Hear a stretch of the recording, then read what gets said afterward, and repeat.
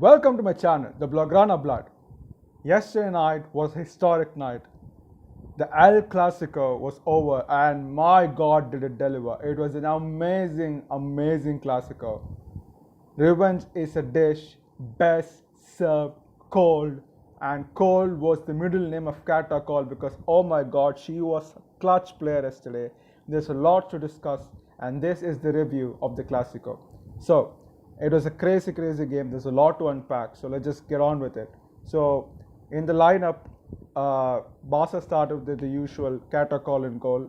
Onabate, Rene Paredes, Mapi Leon, Esme Brutes in the defense back four.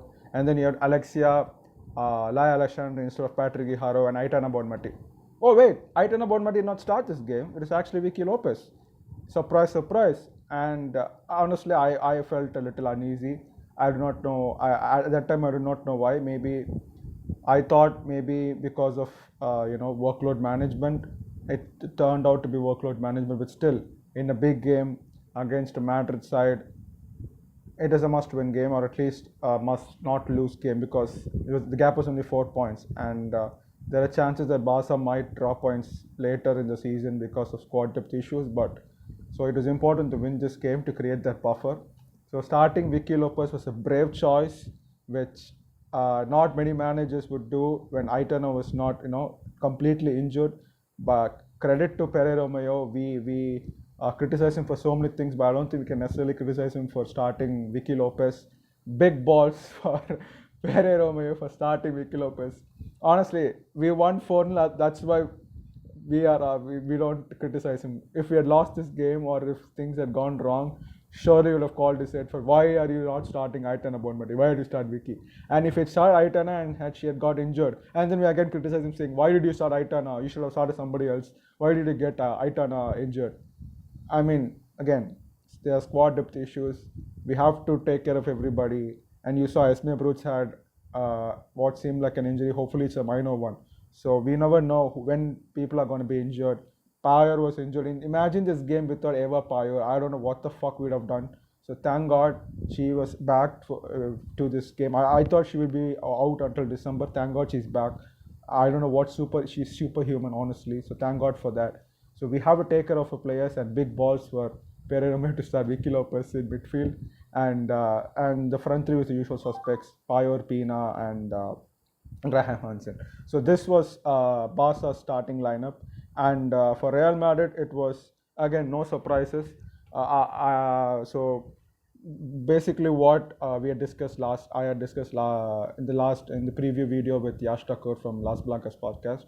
So that is mostly what the lineup was. So Misa Rodriguez in goal because Merle Froms is injured, a PCL injury, and Eva Navarro at right back, Lacra and Mendes as centre backs, and Yasmin Ribeiro at left back. So Olga Carmona's gone. So CJ this time did not have fun, tormenting and humiliating Olga Carmona. That was, I missed Olga Carmona. And Caroline Weir, Angel Doll, Sara Dabritz, and Naomi Feller in midfield, and Caicedo and Kukelar were the forwards. But although it shows in format like this, but Naomi Feller was also involved in the attack. So sometimes Naomi Feller, but this was the lineup, but actually in pitch it was Kukelar at left and then Feller and Caicedo up top, but sometimes it changed. So this was the lineup for Real Madrid. They came with a 4-4-2. They came with a very solid plan for this game. Their plan was that we are going to press Barcelona very high into their own box, and then we're going to force turnovers and counter. That's all. That was the plan. Simple. So that's what they did. But Barca sometimes had slow starts, which has cost us games. But this time they started incredibly fast, and within 20 seconds we could have had a goal. Alexia almost scored one, but hit the post. And I was like, okay, very good. This is a very good start. We have to maintain this. The intensity was unbelievable. And moments after Alexia missed it, Naomi Feller goes for a counter, and she could have scored a goal. Again, we were unlucky with the ball hitting the post from Alexia's header, and the Naomi Feller's ball hits the post. And Katakol was okay, it's going to go in. She gave up, but then did not go in. And then she literally kneed Mapi Leon, who was lying on the floor. She literally kneed Mappy's head and got the ball and hugged it. It was unbelievable save, and it was a clean sheet. I mean, it was 0-0 still. And this all happened in the first 3-4 minutes. The first 15 minutes was incredible. It was bonkers. It was like watching a men's Clasico. And Louis Company's, again, the men's team play there. It was like, honestly, if you used AI and swapped all the women with the men and show that to anybody, they would believe it, because it was that great. The intensity was unbelievable. Like, it was amazing to watch. It was like literally watching a men's Clasico. Even though my heart was in my mouth, it was really entertaining to watch, not gonna lie. So that was that. And then again, we had many more chances after that. And then again, Linda Caicedo again, she did a counter attack, and then Kata clutch came in and she denied the goal. This season, she has been, ever since that Euros game. I mean, from the Euros, she has had that development. She was already a great goalkeeper. She's a World Cup winner, a Champions League winner, and she had a clean sheet in both the finals. But in the Euros, ever since that semi-final game, she has been on such a high. Like, she has improved so much. Which is scary, because she can improve even more. She's only 24, 25 if I'm not wrong. So she can improve even more. And this season she has come in clutch so many times for us. Even the league game she has made very important saves, which gave us clean sheets. And again she came clutch, because this game, it was on the knife edge for the first 10-15 minutes, because Real Madrid came with such an intensity. It was very difficult for Barca to progress the ball, because they were pressing very high and they're forcing turnovers, they're forcing dangerous balls. Barca's passes were not crisp, and there were so many misplaced balls, and Real Madrid were able to take advantage of the turnovers. So that was the story. And the other thing is also that Laia Alexandre is no Patrick Haro, as good as Laia is, and Aitana was a big miss for the first 60 minutes, and it was obvious, it was very evident.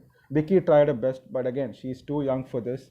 But she gave her best, but the team was able to hold on. The defense came in clutch today, and Madrid had many chances too. And then there's one more chance where Caroline Weir, she dinked the ball over Kata's head, and Irene just came and said, no, you're not scoring.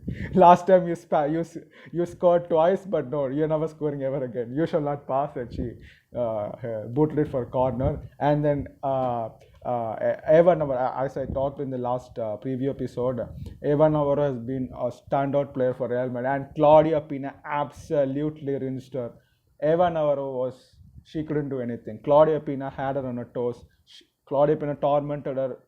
For as long as she was there on that pitch, and that is where the first goal comes in. Real Madrid fans still say that Eva Payo should not be MVP, Eva Navarro should have been the MVP. But again, she was roasted by Pina, let's be honest. But still, moral victories, fair enough. So Claudia Pina crosses the ball from the left, and Payo, a simple tap in, and that goes. So that becomes 1-0. And that's at the 15th minute. And it's okay, let's go. This is what we want. And after that, she again scores in 21st minute. Eva Payo slips at the most important time. Carol has the ball. I don't know why she slipped, but yeah, it happens. And then, even then she slipped. She somehow puts the ball into the back of the net. And then the referee said, oh, it's a handball. They were showing multiple angles. I mean, this is crazy. We bantered about the controversial decisions in the Chelsea vs Arsenal game. But this game, these fucking referees of FES, they have the little fucking technology, but they watch that video. I don't know how the fuck they watch that and say that hit the hand of Payo. And nowhere it hits the hand of Payo. At best it hits the chest. That's it. That's where it hits. But they say it hits the hand of Payo somehow. Every fucking time Barca scored, they were looking to somehow disallow it. I don't know, man. It was crazy. It was unbelievable. It never touched the hand. There were multiple angles to show that it never touched the hand. It was same like the Blackstenius goal. It never touched the hand against Chelsea. It never touched Payo's hand, but they somehow rule it out, because why not? It's Madrid. Why not just rule it out? So even though we have FES, we cannot get away with this bullshit that they already robbed us last season. I thought with FES, finally they can't rob us like this. But again, they rob us, man. So it is 2-0. Or maybe they're incompetent. Madrid are very clean. They don't buy referees. So maybe it's only the incompetence. Either how.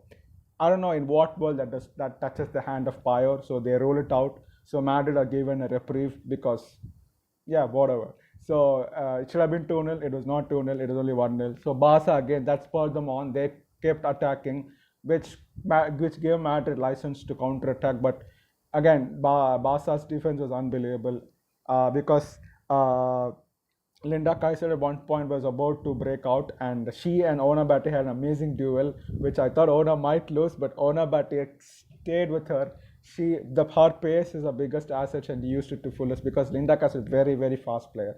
She has roasted so many defenders. Even Lucy Bronze has nightmares about Linda Caicedo, but Ona Batty said, "No, you're not passing through me." And then I will never forget because she was looking at Caicedo, and then she did not even look at the other defenders. She was looking at Caicedo and she just said, come back," and they orchestrated the offside trap. It was beautiful. Like Ona was absolutely wonderful in this game. She did not and she literally forced Linda Caicedo to swap the wings because Linda had no success against Ona Batty. Ona Batty has pocketed Clara Bull and she pocketed Linda Caicedo. Many more wingers to pocket. So, and then she had to go to Esme Brut's side, Linda Caicedo, because she had no success on her left, on the left of Madrid. So that was amazing. And then there's one more goal, which again, I don't know how the fuck is that offside. Eva Pa is not offside. Her hand was in offside position. As we all know, basics, your hand cannot be in offside position because you cannot score with your hand. So again, that is not an offside in any world, but they call it an offside. They literally have the fucking technology. They can pause it at exactly that point. The angle is proper. The camera angle is exactly where you want it to be. But again, they call it offside for no fucking reason. And then the goal is disallowed once more. It was unbelievable. Eva Paya should have scored 4 goals. She should have scored a poker in the first half. That's how dominant we were. But then again, it was disallowed for, again, I don't know, no fucking reason. And then Barca again had to, create many more opportunities. But after that, like Real Madrid's intensity wore off because they could not keep up with that. And Barca again attacked more and more and more. And finally, the breakthrough came in 30th minute when CG hits the ball and it bounces off the left back. It goes to Misa, and Pyre was at the right place at the right time, and she just the ball into the net. So 2-0. So again, Eva, she loves to score against Real Madrid. Even last season, she scored a hat trick, and she scored so many goals. I think we played 4 Clasicos, 2 in the league, 2 in the Super Cup. I think we played 5 Clasicos. So Eva Paya scored. So I think the first Clasico at Real Madrid's home, she did not score. She has multiple chances. She did not score. But after that, every single time she plays against Real Madrid, she is a nightmare. And she's already just 1 goal away from equaling Alexia Staley in the Clasicos. That's how that's how amazing a player she is. You know, Alexia said she's an amazing goal scorer. So in the next Clasico, she might even overtake Alexia as a top scorer in the Clasicos. And she only came last season. Like Alexia has been playing so many Clasicos. So that is how good she is. Eva Paya, what a play. Thank God she came back for this game. Because I don't know what the fuck we would have done without her. So that is what injuries is the only thing can stop us. Hopefully there are no more until the end of the season. After that they can take rest. So that was good. The first half was lively. It was amazing to watch. This was the most liveliest El Clasico I've seen in the women's game. It was really, really entertaining. I don't know how, like, the time just flew away and just flew by, and there was a lot of extra time, added time in the first half, I think around 7 minutes. And after that, so it was 2-0. But second half, Real Madrid came again. They recharged, they came with so much more intensity. Cucular was electric on the left. She was threatening to play long balls. And even sometimes Real Madrid even bypassed their offside trap, and that's where Kata Clutch came into play. So that was good to watch, but it was because it was very dangerous. Madrid could have scored goals, but our defense stood firm. But again, we had 2 goals which are ruled off for all the wrong reasons. So yeah, but Madrid fans will try to gaslight you into thinking that it was a very close game. Oh, it's only 2-0. It was a very close game. We were in the game until 76 minutes. Oh yeah, blah blah blah. Although they will say that those 2, they will not talk about those 2 goals. They'll just say they did not count.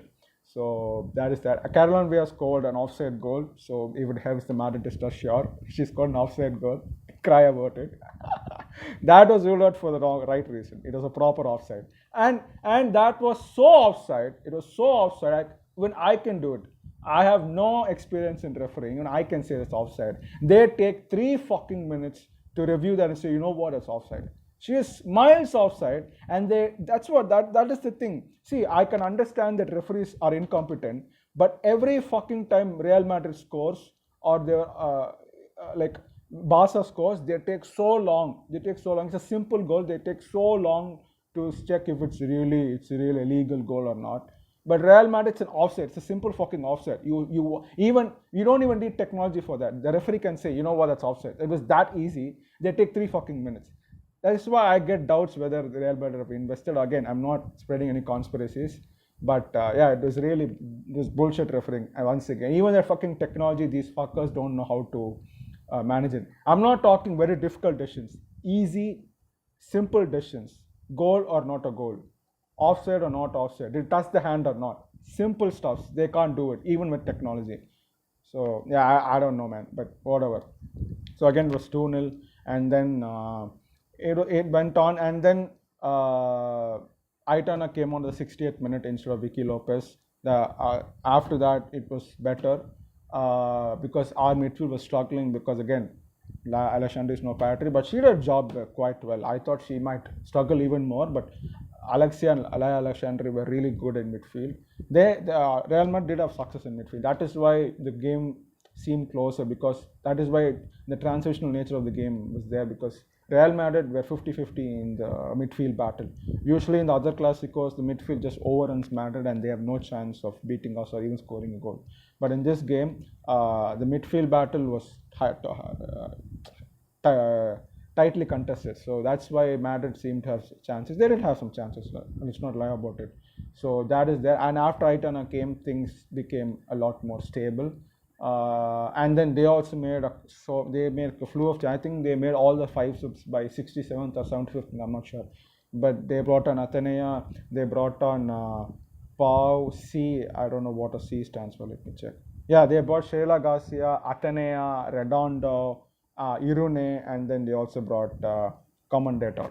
Pau C, I thought it was Pau Kubarsi, but no, it's Pau Commendator. So these were the substitutions. But this coach, he is not afraid to bring on the youngsters. That is the difference between, as we talked in the preview episode, he is not afraid to bring on the youngsters as substitutes. Torrell will never do that. He'll only bring on his favorites, and they were mostly experienced players. So Aitana came on, and he just, because they had nothing to lose, they were losing 2-0 anyway. So he brought on all the subs he can, and it's like, okay, let's see what happens. And Athene was okay. She didn't create that much, and she had one chance, and again Kata clutch came into action. Like, Kata clutch was unbelievable today. She was absolutely amazing. It's a disgrace that Ann-Katrin Berger is above her in that best goalkeeper bullshit award, because Ann-Katrin Berger is a great goalkeeper, but last season Kata Call was easily second best goalkeeper. I don't know, but yeah, popularity bullshit, and she was there. But Kata Call, time and again, she's proving why she's one of the best goalkeepers in the world. And Madrid again had no chance. And after that, so yeah, I mean, Pere did not make changes until I would say like 75th minute. Let me check. 72nd minute. He did not make changes until the 72nd minute, and the penalty came at the 81st minute. So yeah, and Esme Broots had a problem. She was clutching her hamstrings, I guess, the back of her thigh, and as of now, the update is that it's only a workload. It's just minor muscle pull, but nothing major. But we'll have to see what the communicate medic says. And then Aisha Kamara came on, and Ona went to the left, and Aisha came as right back. And Kika also came in, replacing Pina. And Pina did her role very well. She was really great. She roasted Eva Navarro. And then, so that was the substitutes. And Clara Sarazodi came in 89th minute. And also, Sydney had also come on. Where did Sydney come on? Sydney. Wait, it does not show Sydney came on. What the hell? Yeah, Sydney came on. Sydney also came on. So yeah, so 5 subs were made, but he did not make any sub until the 72nd. After Aitana, he did not make any sub on the 72nd minute. And then even then they couldn't do anything. Even Aisha Kamal right back, I thought they would have some success on their left, but they couldn't do anything.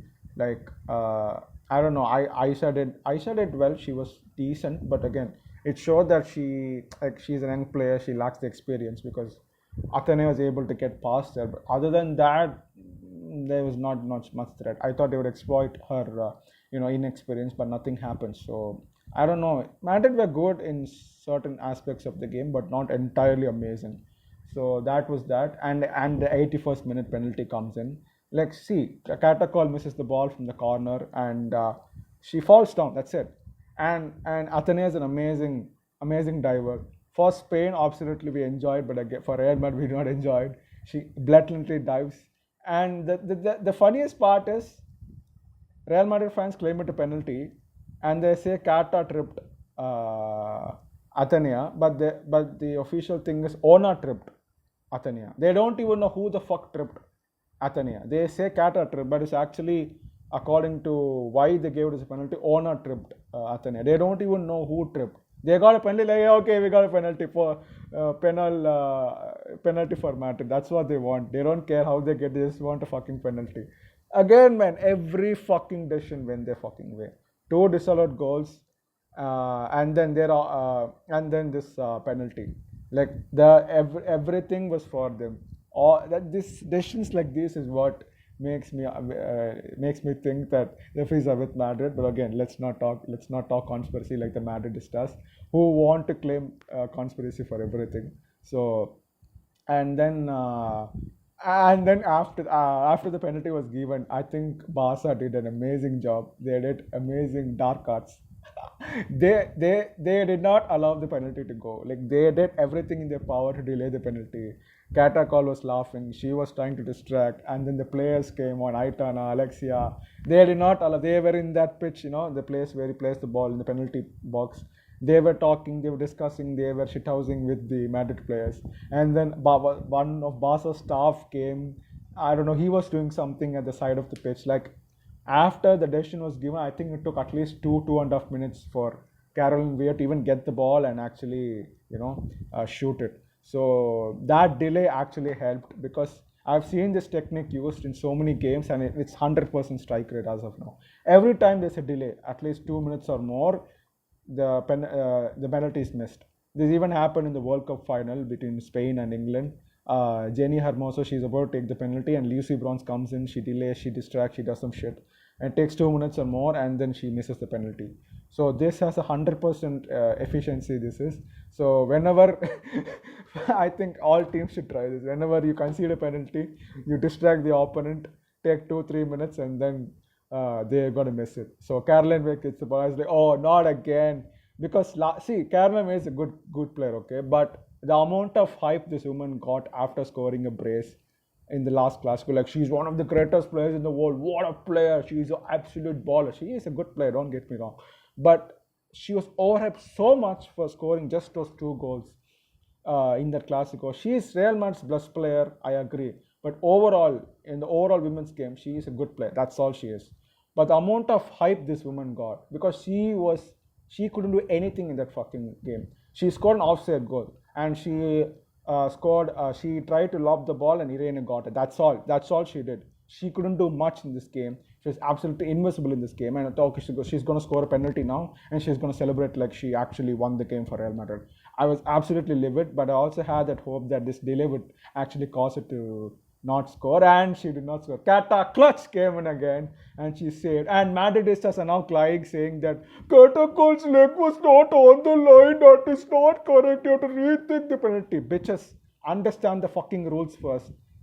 According to IFAB rules, when the penalty is taken, the goalkeeper's leg either has to be on the line, that is, the leg has to be on the line, or it can be over the line. Over the line meaning in the air, but it has to be over the line, okay, over that white line. So it can be in air, or it has to be behind the line. Katakol's leg, if you check the videos properly, and DAZN, the fuckers deliberately show the angle from behind Katakol, which shows, if you look at that angle, it would seem like her leg is ahead of the line. But if you see the angle from the post, which clearly shows a side angle, you can clearly see that her leg is over the line. A big chunk of her foot is over the line when Caroline Weir is she touches the ball to score that penalty. So that's a proper save, that's a legal save, there's no controversy about it. But DAZN fuckers were crying from the 81st minute until the 111th minute, and 2 more goals were scored by Barcelona. Those fuckers were crying, saying that the penalty has to be retaken. That is not a penalty. Ah! They were crying and crying and crying. I knew English commentators were shit. They're always anti-Barca, but this is the first time I'm seeing Spanish commentators being so anti-Barca, those fuckers. And even after the game, they're crying, oh, Cataco's save should not be right. That is not true. That is not right. No, no, no, no. And then you had Sandra Riquelme and one more Segura girl. They were crying all the time, even after the game was over, again and again. They were not talking about Barca winning. They were saying that penalty is not right. How can you do that? It's bullshit. No, no, no, no, no, no. It's very easy. Just look at the rules and you'll understand. Her leg was over the line. That's it. It's a proper save. And Caroline Weir, she did not score a goal. Fuck you, Caroline Weir. I know you're an amazing player, but fuck you. Last time you scammed us into scoring those 2 goals. You tried to scam again, but you couldn't score it this time. So fuck you. Fuck you, Real Madrid. Because this was amazing revenge. Because last time it was 1-1 and Yana Fernandez scores that goal, which is disallowed because offside, and then Caroline Weir scores that brace in the last 2-3 minutes of the game, and we were all heartbroken. This time, in the last 2-3 minutes of the game, Sydney Shetterliff comes in the 90th minute. She scores the fucking goal. She makes it 3-0, and Real Madrid like, oh my god, no, no. They were like, okay, let's do copium. After the game was over, we can say it's only 2-0. Okay, and we tried, but it was just a matter of details. But they were like in that mindset. Okay, let's do copium. Let's just say it's only 2-0. It's not that big a result. Okay, we were not humiliated, but Barca are other class, and then they made it 3-0. And after that, in a couple of other minutes, and they were given 11 fucking minutes. Like the referees tried every fucking thing to save Real Madrid, to somehow even let Real Madrid score 1 goal. They literally gave a penalty on a platter to Real Madrid. All Real Madrid do was to score. The referee cannot come and score. I mean, if this was 1950s and the Franco era, even who knows, the referee might come and score a goal, who knows. But this is not the Franco era, so thank God for that. Like, they can only help you so much. Come on, Madrid. Like, seriously. See, 2 goals are ruled off for no fucking reason. And Real Madrid's offside goal, they check so long to somehow make it seem like it's not offside.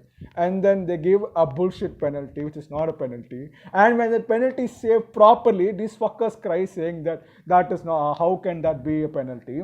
And I forgot to say one more thing. After the penalty was saved, there was a big fight in the dugout between Barca and Real Madrid.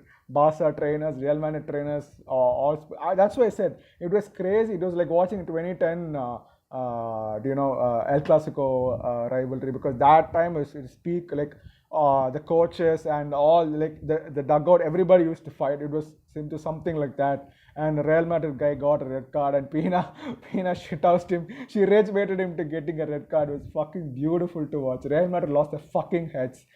Proper fucking revenge. Last time they scammed us, they cheated us. This time again they tried to scam us and cheat us, even with fucking VAR, but they couldn't do it. It's fucking 4-0. Aitana gets a goal coming off the bench. It was 4-0. It should have been 5, 6, 7-0, but humiliation saved by the referees. And I guess so we are now top of the Liga table by 7 fucking points. Fuck you, Real Madrid.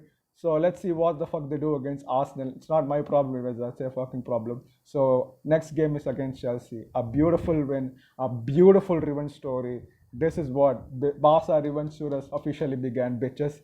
So yeah, this is amazing game. And now Madridistas are finding, what do you say? Moral victories. Hey, we pressed Barca so high in the box. You know how difficult it is? Yeah, it is very difficult, I agree. So they are going for moral victories now. We forced so many turnovers.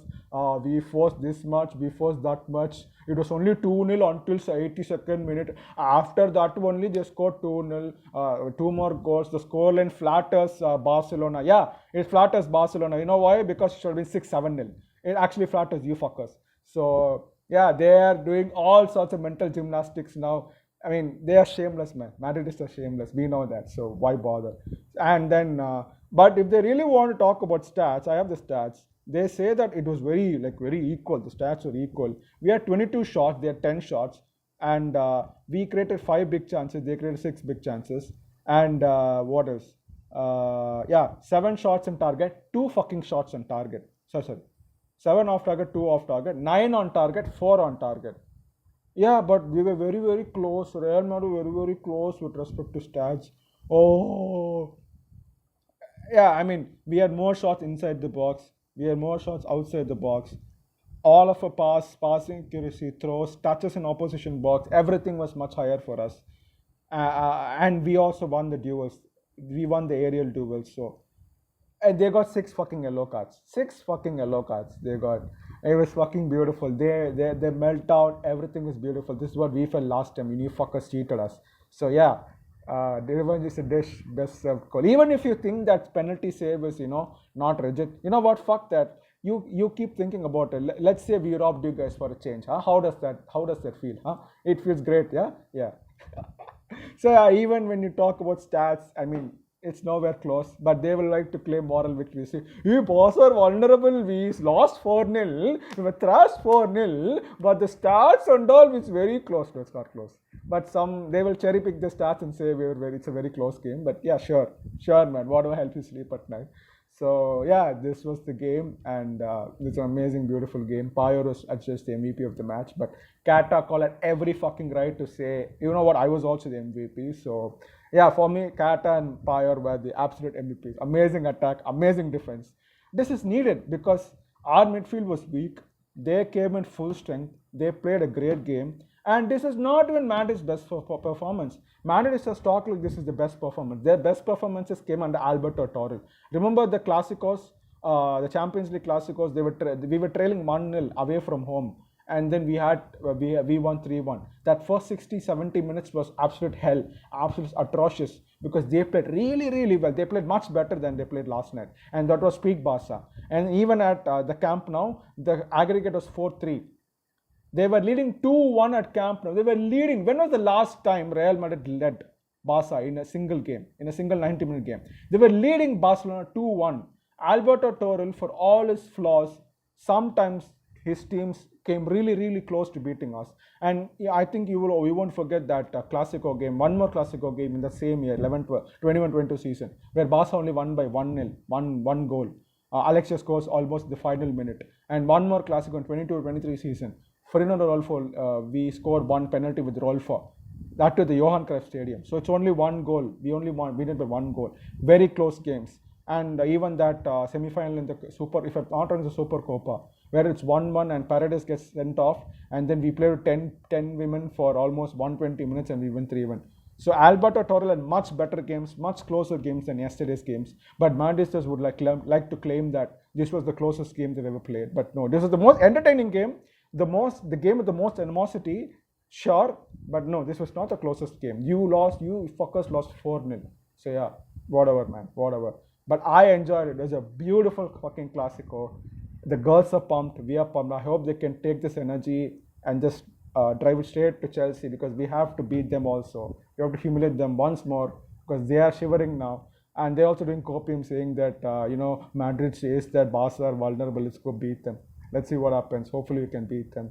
So yeah, this was the review of the match. Thank you for watching. Like this video. Comment your thoughts, what you felt about this match. Subscribe to my channel if you've not already subscribed.